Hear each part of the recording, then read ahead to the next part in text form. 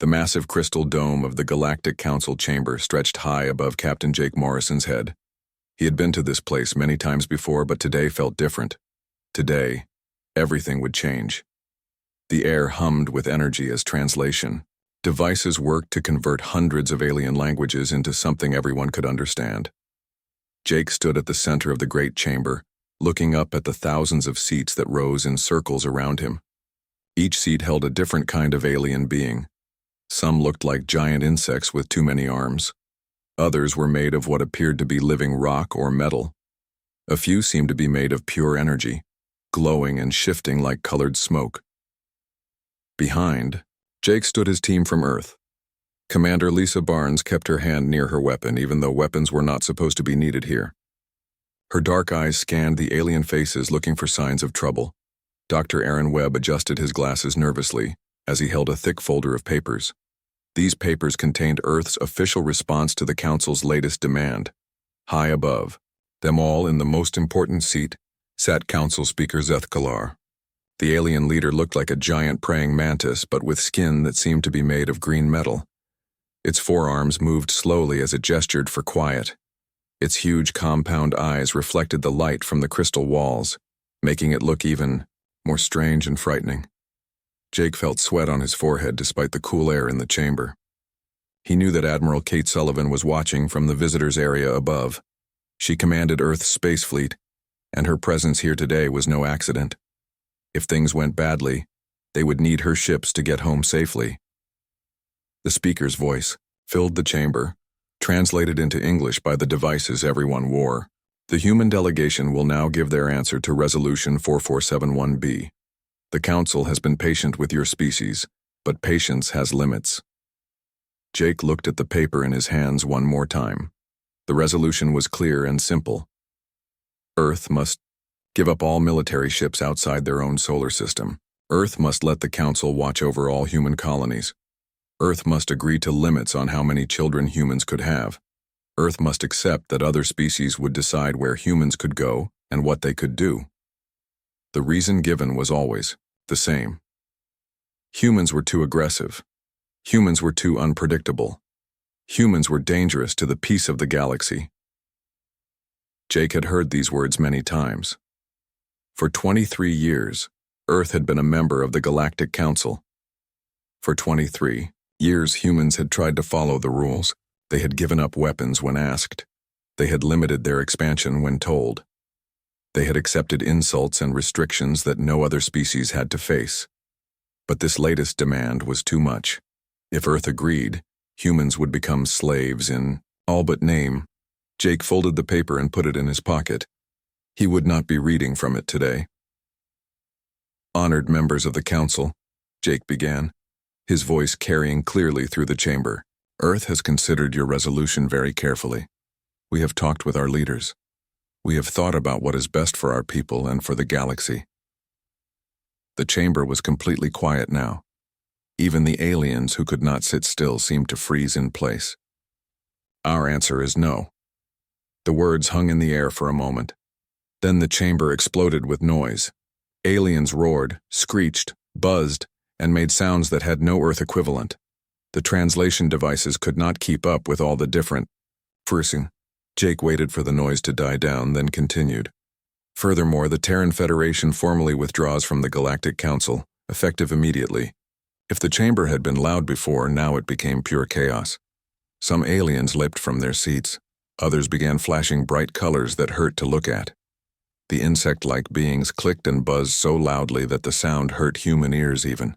Through the translation devices, Council Speaker Zeth Kalar raised all four arms and made a sound like grinding metal. Slowly, the noise began to fade. "This is impossible," the speaker said, its voice carrying a tone of disbelief. "No species has ever withdrawn from the Council. No species has ever refused a formal resolution." "Well," Jake said with a slight smile, "humans have always been different." Dr. Webb stepped forward, his voice shaking slightly but clear. "The Terran Federation thanks the Council for 23 years of membership. However, we choose to determine our own future from this point forward." Commander Barnes spoke into her communication device quietly.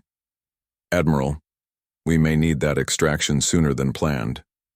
Admiral Sullivan's voice crackled back through their earpieces. Copy that. Security drones are moving toward your position. My people are already in the landing bay. Jake could see the drones now, floating down from hidden openings in the crystal dome. They looked like metal spheres with too many arms sticking out in all directions. Each drone carried weapons that could stun or kill. We came here in peace, Jake announced to the chamber, his voice carrying over the rising noise. We hoped to find friends among the stars. Instead, we found masters who wanted slaves. The speaker's compound eyes seemed to focus directly on Jake. You cannot survive alone, humans. The galaxy is vast and dangerous. The Council provides order and safety. The Council provides chains, Jake replied. Beautiful chains, maybe, but still chains. The security drones were getting closer. Now, Jake could hear Admiral Sullivan giving orders through his earpiece. Move toward exit 7. My people will meet you there. The three humans began walking toward the nearest exit, but they did not run. Jake wanted every alien in the chamber to see that humans were not afraid. You are making a terrible mistake, the speaker called after them. Your species will regret this decision. Jake paused at the exit and looked back one more time. Maybe we will regret it, he said. But it will be our regret, made by our choice. That's better than safety bought with slavery. The three humans disappeared through the exit. Just as the security drones reached the spot where they had been standing, Admiral Sullivan and her security team were waiting in the corridor beyond. Move! Move! Move! She ordered. Our ship is warming up engines right now. As they ran through the crystal corridors of the Council station, Jake could hear alarms beginning to sound. Behind them, the chamber was still filled with angry alien voices. Sir, Commander Barnes said as they ran, do you really think we can survive this? Jake smiled grimly. Lisa, humans have been surviving impossible odds since we first walked, upright on Earth. We've survived ice ages, wars, plagues, and disasters that would have killed most species. I think we can handle a bunch of aliens who've forgotten what it means to fight for what you believe in. They reached their ship, just as the station's security forces began to mobilize. As the human vessel pulled away from the Council station, Jake looked back at the crystal structure that had been the center of galactic government for thousands of years. What happens now? Dr. Webb asked. Now we go home and prepare, Jake said, because I have a feeling the galaxy is about to get very interesting for humans. Behind them, the Council station grew smaller, but Jake knew that their problems were just beginning. Earth had just declared independence from the most powerful organization in the galaxy. The consequences would be felt across every star system, every world, every species that called the Milky Way home. The age of human submission was over. The age of human defiance had begun. The news traveled faster than any human ship could fly.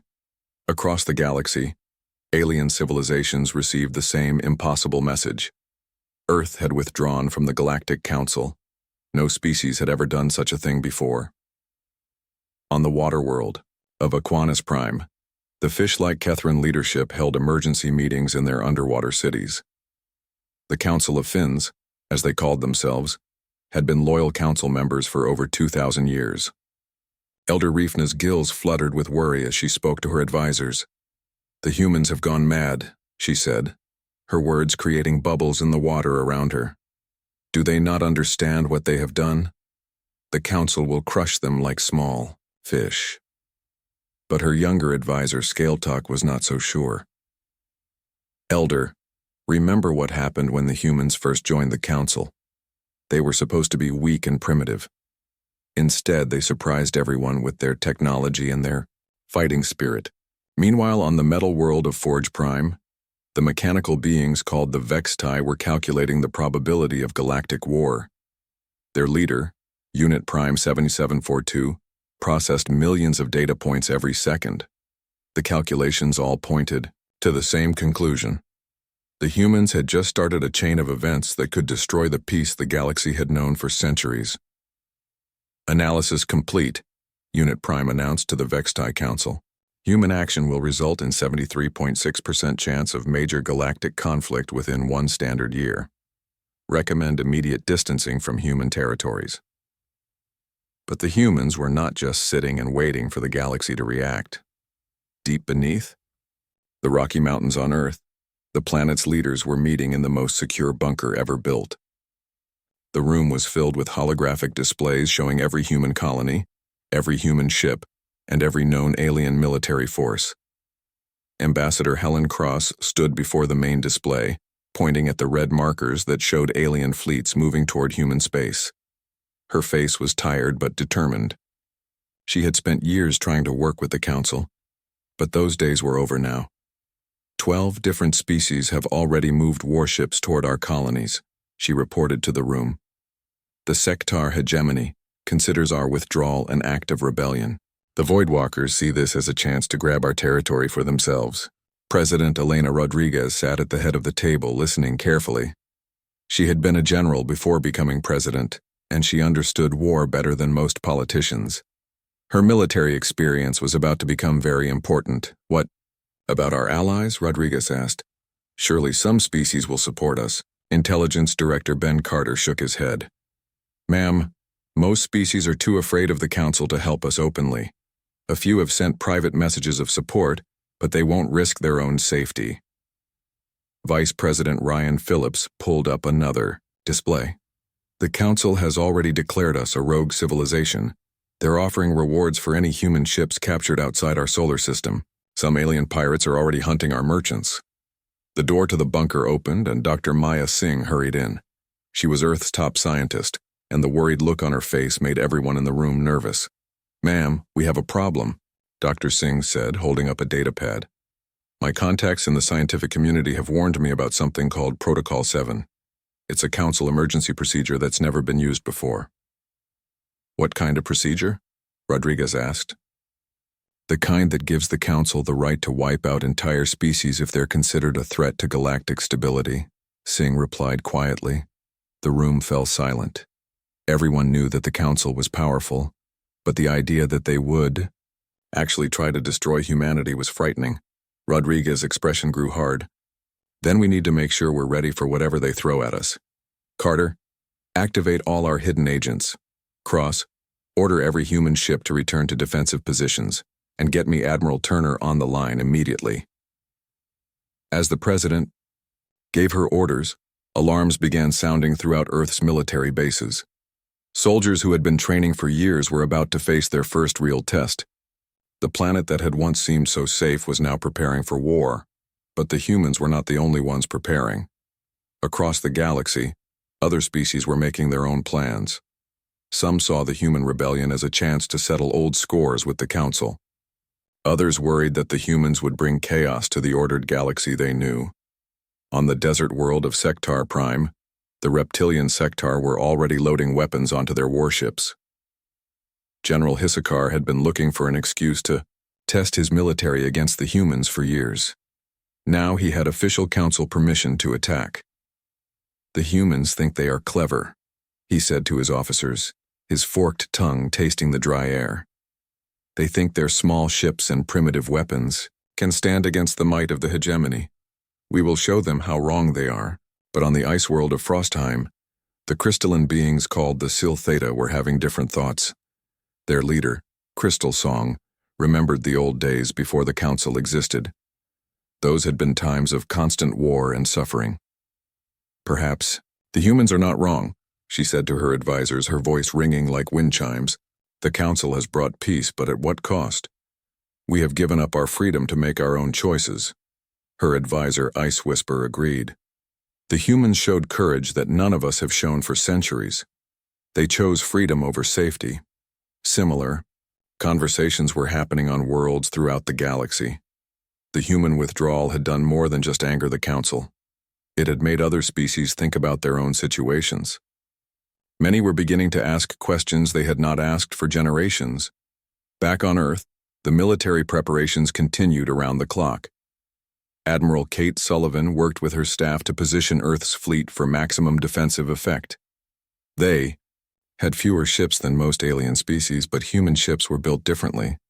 They were faster and more flexible than the massive vessels other species preferred. The key is not to fight them the way they expect, Sullivan explained to her captains during a secure video conference. Every alien species fights the same way their ancestors did 1,000 years ago. They follow ancient traditions and rigid tactics. We need to be unpredictable. Captain Roy Hamilton, commanding the destroyer Wolverine, nodded from his ship's bridge. Admiral, our intelligence says the first attack will probably come at New Harmony Colony. It's the most symbolic target. Then that's where we make our stand, Sullivan replied. If we can show the galaxy that humans won't be pushed around, maybe other species will start to think twice about their own relationship with the Council. Meanwhile, in the Council chambers, Speaker Zeth Kalar was meeting with the military commanders of the most powerful species. The insect-like leader was angry in a way that few had ever seen. The humans must be made an example, the speaker declared, its forearms gesturing violently. If other species see that rebellion is possible, the order we have maintained for millennia will collapse. General Vexmore of the Voidwalkers stepped forward. His species looked like shadows given form, and his voice sounded like whispers from a grave. Give us permission to use our full strength and the human problem will be solved within days. But Admiral Quintal of the Aquatic Forces disagreed. The humans have surprised us before. We should not underestimate them again. The speaker's compound eyes glittered with cold light. The humans are alone now. They have no allies, no support, and no hope of victory. This rebellion will be crushed, and the galaxy will remember why the Council's rule is absolute.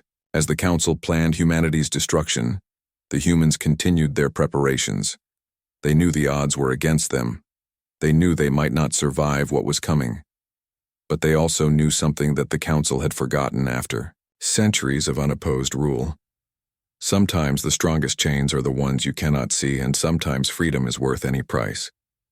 3 months had passed since Earth broke away from the Galactic Council. The human colony of New Harmony, orbiting the star Kepler 442, had become a symbol of human independence. The colony was home to 50,000 humans who had built a new life among the stars. Today, that peaceful life was about to end. Admiral Rick Turner stood on the bridge of the Earth warship Defiant, watching his screens with calm eyes. He was an older man with gray hair and scars from the early days of human space exploration. Behind him, his crew worked quietly at their stations. Everyone knew what was coming. Admiral, we're detecting massive energy signatures, reported Lieutenant Commander Sue Martinez from her tactical station. She was a young woman with sharp eyes and steady hands. Long-range sensors show at least 200 ships dropping out of hyperspace at the edge of the system. Turner nodded slowly. They had been expecting this attack for weeks. What do we have out there, Sue? Martinez studied her readings carefully. Sir, I'm seeing ships from 12 different alien species, Sectar battlecruisers, Voidwalker destroyers, Nephilim long-range bombardment platforms, and others. It's the biggest Council fleet I've ever seen. Turner's communication officer looked up from his station. Sir, we're receiving a transmission from the Council fleet. It's on all frequencies. Put it on the main screen, Turner ordered. The face that appeared was that of General Hiskar of the Sectar hegemony. The reptilian being's yellow eyes glowed with satisfaction as he spoke. Human, defenders of this illegal colony, Hiskar began, his forked tongue flicking between words. You have 1 hour to surrender yourselves in this territory to proper Council authority. Resist and you will be destroyed completely. Turner gestured for his communications officer to open a response channel. This is Admiral Rick Turner of the Terran Defense Force. New Harmony is a legally established human colony. We will not surrender to threats or bullying. Hisakar's eyes narrowed. Then you have chosen death, human. The Council's patience is at an end. The transmission ended and Turner turned to his tactical officer. Sue, what's our situation look like? Martinez pulled up a 3-dimensional display of the battle space. Red dots showed the positions of enemy ships, while blue dots marked the human defenders. The difference in numbers was frightening. Sir, they have us outnumbered more than 5 to 1, she reported honestly. But there's something interesting about their formation. Each species is operating in separate groups. The Sectar are forming up for a direct assault. The Nephilim are staying at long range, and the insectoid Zaraketh are preparing swarm tactics. Turner smiled grimly. This was exactly what he had hoped to see. They're not fighting as one fleet. They're fighting as 12 different fleets that happen to be in the same place. Captain Roy Hamilton's voice crackled over the communication system from his destroyer Wolverine. Admiral, I'm seeing communication delays between the different alien groups. They're all using different tactical protocols. This was humanity's great advantage. While other species had evolved on single worlds with similar environments, humans had learned to fight on a planet with every possible type of terrain and weather. They had adapted to work together, despite coming from different cultures and backgrounds. Most importantly, they had learned to fight as one unified force. All ships, this is Admiral Turner, he broadcast to his small fleet. Remember, we're not trying to win this battle through strength. We're going to win through intelligence and cooperation. Make them fight each other as much as they fight us. The battle began exactly as Turner had predicted. The Sectar warships charged forward in a direct attack, their heavy guns blazing. But the human ships were faster and more maneuverable. They dodged between the larger alien vessels, using their speed to avoid the worst of the enemy fire. At the same time, the gas giant dwellers called the Nephirim began their long-range bombardment. Their massive ships fired energy beams across the system, trying to destroy the human defenders from a safe distance. But their shots had to travel through the space where the Sectar ships were attacking. Several Sectar vessels were hit by friendly fire. Sectar commander to Nephirim fleet, came an angry transmission that the humans intercepted. Stop firing through our attack formation. Nephirim fleet to Sectar forces, came the reply. Move out of our targeting zone. Turner watched this exchange with satisfaction. Sue, target the gap between the Sectar front line and their support ships. Roy, take your destroyers around their flank and force them to turn. But the real chaos began when the insectoid Zaraketh launched their swarm attack. Thousands of small fighter craft poured from their carrier ships, moving in the complex, patterns that their species had used for millions of years. The problem was that their attack pattern put them directly in the path of both the Sectar charge and the Nephirim bombardment. What are those insects doing? General Hiskar roared over the communication channels. They're blocking our attack. Though swarm follows ancient protocols, came the buzzing reply from the Zaraketh commander. We cannot change the sacred patterns. Turner seized the opportunity. All human ships concentrate fire on the Sectar flagship. Make them think we're trying to take out their commander. The human fleet focused their weapons on Hisakar's massive battle cruiser. The ship's shields flared as dozens of energy beams struck it. In response, the entire Sectar fleet turned to protect their general. This movement put the Sectar ships directly between the Nephirim bombardment fleet and their targets. The long-range aliens found themselves unable to fire without hitting their own allies. Nephirim fleet commander to all council forces, came a frustrated transmission. We cannot provide fire support if you do not coordinate your movements. The battle continued for 18 hours. The human ships darted between enemy formations like small fish swimming between larger predators. They hit weak points, retreated when threatened, and always forced the alien fleets to interfere with each other. Commander Sue Martinez monitored the enemy communications throughout the battle. Sir, they're starting to argue with each other. The Sectar are blaming the Nephirim for poor fire support.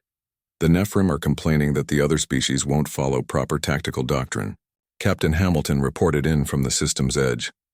Admiral, 3 Void Walker ships just collided with a group of Zaraketh fighters. Both commanders are demanding that the other species stay out of their operational area. By the end of the battle, the Council fleet had lost nearly a third of their ships. Most of the losses came not from human weapons but from confusion, friendly fire, and ships colliding with each other in the chaos. The human losses were much smaller. Turner's strategy had worked perfectly. As the surviving Council ships began to retreat, General Hiskar's face appeared on the communication screen one more time. The reptilian commander looked tired and angry. This is not over, humans, he said. The Council will send more ships, better coordinated ships. Turner smiled. General, you can send all the ships you want, but until you learn to work together the way humans do, you'll keep losing battles you should win. After the alien fleet disappeared into hyperspace, Turner addressed his crew. "Good work, everyone. Send a message back to Earth. Tell them that New Harmony is still free and the galaxy is starting to learn what humans are really capable of." The victory at New Harmony was more than just a military success. News of the battle spread across the galaxy, carried by traders and travelers. For the first time in centuries, a species had defeated a major council fleet. Other species began to wonder if the council was really as powerful as they had always believed. On dozens of worlds, alien leaders held secret meetings. They talked about the human victory and what it might mean for their own future. Some began to ask a dangerous question. If the humans could stand up to the council and win, why couldn't they? The defeat at New Harmony sent shockwaves through the galaxy, but it also did something the council had never expected. It made other species start asking questions they had been afraid to ask for centuries. On the mining world of Tertius VII, the reptilian Drachmor worked deep underground, digging precious metals from dangerous tunnels. They had been doing this work for the council for over 500 years. The council took most of what they mined and gave very little back in return. Elder Scarridge stood in the main mining chamber, speaking to thousands of his people. His old scales were marked with scars from years of dangerous work. Around him, younger Drachmor listened with growing anger. "The humans showed us something important," Scarridge said, his voice echoing off the tunnel walls. "They showed us that the council can be beaten. They showed us that we do not have to live as slaves forever." In the crowd, a young Drachmor named Clawstrike raised his voice. "But Elder, the council provides us with food and medicine. Without them, how would we survive?" Scarridge's eyes glowed in the dim light. "Young one, we mine the metals that build their ships and cities. We dig the rare elements that power their technology. What do they give us? Just enough food to keep working and just enough medicine to keep us alive. We are not partners. We are tools." Meanwhile, in a secret location in the Veil Nebula, something unprecedented was happening. Commander Pete Johnson of Earth's Diplomatic Corps sat across a table from representatives of 6 different alien species. None of these species were major powers in the galaxy. They were the small ones, the forgotten ones, the ones the council barely noticed. Johnson was a quiet man with careful eyes. He had spent months building trust with these aliens, learning their languages and understanding their problems. Beside him sat Intelligence Officer Claire Davis, a woman who had made it her job to find potential allies among the galaxy's outcasts. "The Kefron Manufacturing Collective has been exploited for decades," Davis explained quietly. "They build ships and equipment for the council but receive almost nothing in return. The Morden provide rare minerals, but their homeworld is slowly dying from pollution that council factories created." The meeting took place aboard an old space station that had been abandoned years ago. The corridors echoed with the sounds of different types of breathing apparatus as beings who had never worked together before tried to understand each other. Elder Kesron of the Kefron spoke first. Her people looked like large cats that walked upright with fur that changed color based on their emotions. Right now, her fur showed the deep red of anger. "For 300 years, my people have built ships for the council," she said through her translation device. "Our children work in factories from the time they can hold tools. Our air is poisoned by the chemicals we use to make their metal strong. When we ask for help cleaning our world, they tell us to work harder and complain less." A Morden representative floated nearby in a tank of liquid that his species needed to survive. His voice bubbled through the water as he spoke. "The council takes 90% of the crystals we mine. They say this is our contribution to galactic peace. But there is no peace for us. Only work and poverty." Johnson leaned forward. "What if I told you that it doesn't have to be this way? What if I told you that the humans are willing to trade as equals, not as masters and slaves?" The aliens looked at each other with something that might have been hope. But hope was dangerous. Hope could get them in trouble with the council. "You ask us to risk everything," said a representative of the crystal-based Vortai. "If the council discovers we are meeting with you, they will punish our entire species." "The council is already punishing your species," Claire Davis replied. They just make you believe it's normal. While these secret meetings continued, Captain Sam Peters was leading humanity's first joint military operation with alien allies. His ship, the Ranger, flew alongside vessels from 3 different species that had decided to trust the humans. Their target was a Council supply depot in the Outer Rim, a place where the Council stored weapons and equipment for their military operations. It was not a heavily defended location, but it was symbolic. An attack here would show the galaxy that humans and aliens could work together successfully. Peters stood on his bridge, coordinating with alien commanders through translation equipment that was still new and sometimes unreliable. But somehow, they were making it work. "Drakmor Attack Wing, this is Captain Peters," he said into his communicator. "Are your ships ready for the approach?" "Human Peters," came the gravelly reply. "Drakmor fighters are prepared. We follow your lead." The attack went better than anyone had expected. The human ships provided electronic warfare support, jamming the depot's communications and sensors. The Drakmor fighters used their knowledge of asteroid mining to navigate through the debris field around the station. The Kefron support ships provided repair capabilities that kept the small fleet operational. Most importantly, it proved that different species could work together when they treated each other as equals instead of masters and servants. News of the successful raid spread through the galaxy's underground networks faster than official Council communications could suppress it.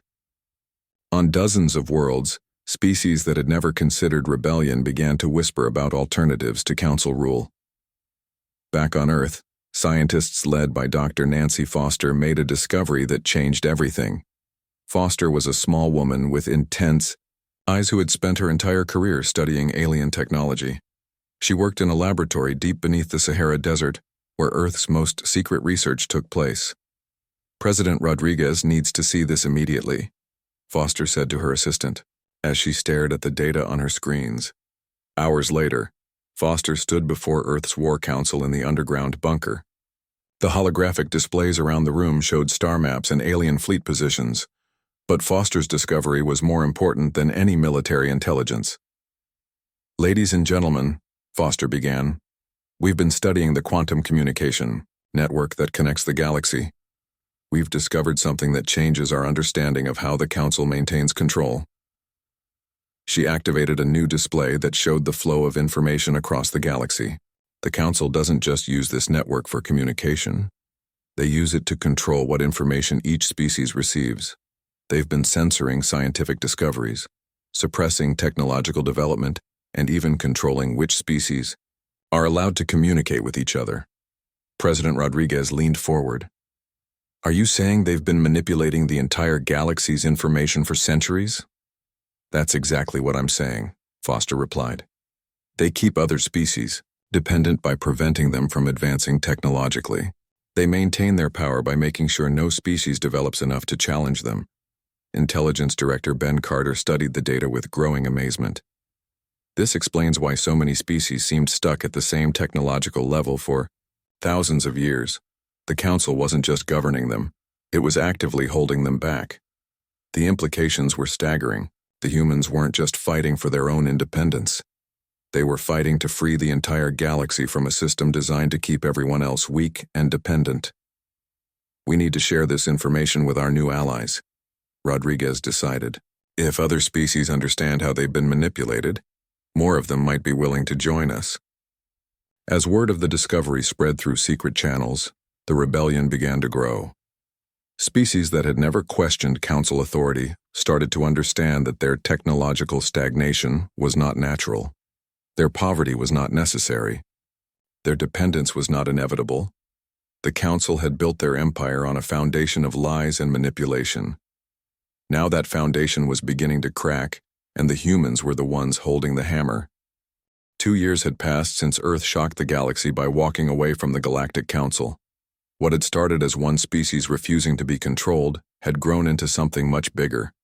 The Free Worlds Alliance now included 43 different species, all united by a simple idea that each world should control its own destiny.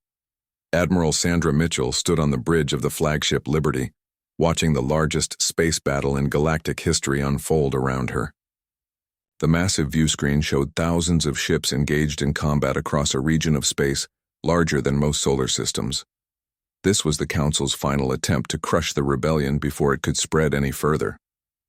Mitchell was a tall woman, with silver hair and calm eyes that had seen many battles. She had been chosen to lead the Alliance fleet not because she was the best human commander, but because she had learned to work with alien allies better than anyone else. "Admiral, the Council's core fleet is moving into position," reported Commander Tony Garcia from his tactical station. "They're bringing everything they have left, over 3,000 ships from their most loyal species." Mitchell nodded as she studied the battle display. Unlike the chaotic fighting at New Harmony 2 years ago, this engagement showed how much both sides had learned. The Council forces were better coordinated now, while the Alliance had become a true partnership between dozens of different species. "What's our status, Tony?" Mitchell asked. Garcia checked his readings. "We have 2,800 ships from 43 species, ma'am. The Drakmore mining fleet has been converted into assault ships. The Kefron manufacturing ships are providing mobile repair facilities. Even the peaceful Siltheta have sent their crystal ships to help with communications." The battle itself was almost secondary to what it represented. This was not just humans fighting aliens anymore. This was free worlds fighting against a system that had kept the galaxy under control for thousands of years. On the surface of 3 different planets, General Chris Evans coordinated ground operations with alien commanders, who had become trusted friends. Evans was a practical man who had learned to appreciate the different strengths that each species brought to the Alliance. "Drakmore Ground Forces, this is General Evans," he spoke into his communicator. "Your mining equipment is working perfectly to break through their defensive barriers." "Human Evans," came the reply from Commander Clawstrike, who had grown from an angry young miner into one of the Alliance's best tactical leaders. "Drakmore forces are honored to fight beside humans, who treat us as equals." The ground battle showed the same cooperation that had made the Alliance successful in space. Human tactical flexibility combined with alien knowledge and technology created a fighting force unlike anything the galaxy had ever seen. But the most important battle was not happening in space or on planetary surfaces. It was happening in the hearts and minds of beings across the galaxy who were watching the news reports and deciding what kind of future they wanted. On Earth, President Elena Rodriguez addressed the assembled representatives of the Free Worlds Alliance. The meeting hall had been built specifically for this purpose, designed as a circle where every species could meet as equals. It was very different from the towering crystal chamber where the Council had once ruled from above. 2 years ago, we were told that humanity was too dangerous to be trusted with freedom, Rodriguez began. Her words were translated simultaneously into 42 different languages by systems that the Alliance had built together. Today, we prove that freedom itself is not dangerous. Freedom is the foundation of real strength. As she spoke, the final Council fleet was beginning to surrender. But they were not surrendering because they had been defeated in battle. They were surrendering because their own crews were refusing to fight. The news had spread through every ship in the Council fleet. The Alliance had shared the truth about how the Council had manipulated galactic development for centuries. They had shown proof that the peaceful order the Council claimed to maintain was actually a prison designed to keep other species weak and dependent. Species that had served the Council faithfully for thousands of years suddenly understood that their loyalty had been built on lies. Ship after ship began switching sides, their crews deciding that they would rather be free than safe. Captain Frank Wilson, commanding the exploration vessel Pioneer, led the first joint expedition beyond the edge of the galaxy. His crew included humans and aliens working together to explore unknown regions of space. They were united not by the desire to conquer new worlds but by curiosity about what might be waiting for them among the stars. "Captain Wilson to all ships," he broadcast to the small exploration fleet. "We're about to make history. This is the first time in galactic history that free species have chosen to explore together as equals." The response came from Commander Ice Whisper of the crystalline Siltheta, whose people had decided to join the Alliance after centuries of Council control. "Captain Wilson, the Siltheta are honored to seek new knowledge alongside our human friends." As the exploration fleet crossed into unknown space, they carried with them the hopes of an entire galaxy, that was learning what freedom could mean. Back in the war zone, the last council ships were laying down their weapons. Speaker Zethkalar, the insect-like leader who had ruled the council for decades, appeared on communication screens throughout the Alliance fleet. The proud being looked tired and defeated. "Admiral Mitchell," the speaker said, its compound eyes no longer reflecting the cold authority they once held. "The council requests terms for surrender." Mitchell considered her response carefully. The Alliance could have demanded revenge for all the years of oppression. They could have insisted on punishing the species that had supported council rule. Instead, she chose a different path. "Speaker Zethkalar," Mitchell replied, "the Alliance offers the same terms to everyone. Freedom to choose your own government, freedom to develop your own technology, and freedom to trade as equals with other species. All we ask is that you respect the same freedom for others." The transformation that followed was not immediate, but it was profound. The rigid hierarchy that had maintained galactic order through fear and control began to dissolve. In its place, a dynamic network of free worlds emerged, each contributing their unique strengths to the common good. Some species chose to maintain their old governments, but with new freedoms. Others completely rebuilt their societies. A few decided to explore beyond the galaxy, seeking new homes among distant stars. The Drakmor used their mining expertise to help terraform dead worlds into new homes for refugees from the war. The Kefren Manufacturing Collective began building ships designed for exploration rather than war. Even former council loyalists found ways to contribute to the new galactic community. Dr. Nancy Foster, working with scientists from dozens of species, made breakthrough discoveries that had been impossible under council restrictions. New technologies emerged as species shared knowledge that had been hidden for centuries. Medical advances saved millions of lives. Engineering innovations made space travel safer and faster. But perhaps the most important change was in how different species saw each other. The old fears and prejudices that the council had encouraged began to fade. Species that had been enemies for generations found ways to become friends.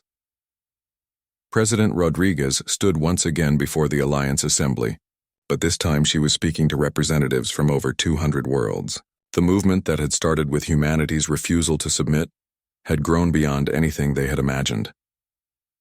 "We learned something important these past 2 years," Rodriguez said to the assembled beings. "We learned that the greatest strength comes not from controlling others, but from working together as equals. We learned that diversity makes us stronger, not weaker." As she spoke, ships from dozens of species were already heading toward unexplored regions of space. The galaxy that had once been limited by council restrictions was now free to grow in directions no one had imagined. The panic that had swept the galaxy when Earth first broke away from the council had been replaced by hope. The future was uncertain, but it belonged to those who were brave enough to choose freedom over safety. Among the stars, free beings built a tomorrow limited only by their combined imagination and courage.